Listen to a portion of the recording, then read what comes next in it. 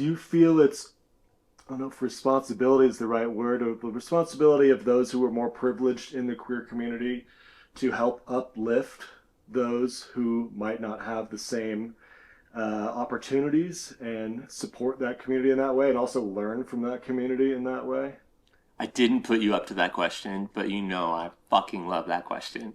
So, um, I'll just talk about my own journey, recognizing that even though I grew up homeless in America, that I'm a white cis male and that I enjoyed entry and privilege just, in a very concrete way. Like when I would enter the justice system, people would say, oh, he has so much potential, you know, he's so smart, let's not throw him in jail forever. Where I knew if I was coming in as a BIPOC person, I wouldn't have gotten the same treatment. My predicament wouldn't have been framed in the same way.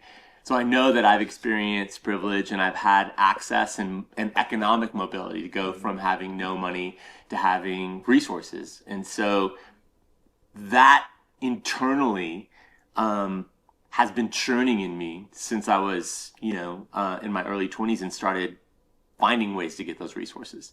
And it's been clear to me that I didn't earn that access, that access was given to me, and that in a sense, for all of us in the privileged community, life is paved with gold. We're told from the beginning that we can have what we want and that the world is available to us if we just work hard.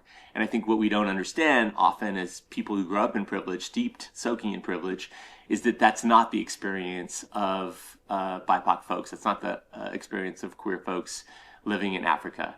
And so what I found inside of me is that the deep acknowledgement that I didn't earn the privilege and resources I have has driven me to want to give substantially in terms of sharing those resources. That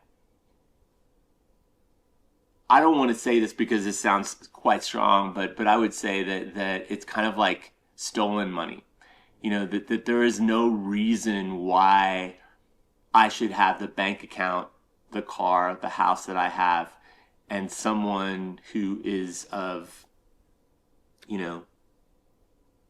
heroic character, who has worked hard in their life and who is just as noble a person as I, has a completely different economic situation. There is no rightness in that. And so internally, I sleep better at night and feel more aligned with my purpose and feel more at home enjoying the privilege that I have when I share those resources in a substantial way.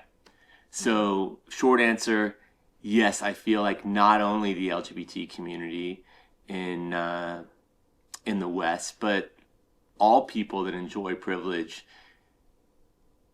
would serve themselves to examine that privilege deeply and look to see in what way it feels most aligned to right the scales, to live in a way that recognizes that privilege is not earned and that we don't have to live in the prescribed society that allocates resources in a way that many of us don't align philosophically with, but get right in line as it benefits us. Like there's a way that we can right the scales internally and externally, and I think there's action to take, and certainly many people are taking that action by donating large portions of their wealth and giving significantly of their time and their energy to right those scales of equity. So thank you for that question, and I think it's a brave one, and certainly in privileged communities,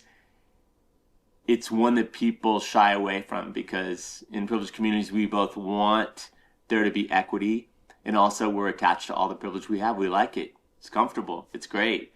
We want to believe that there's some rightness that we have it and somebody else doesn't, but there's not. Yeah.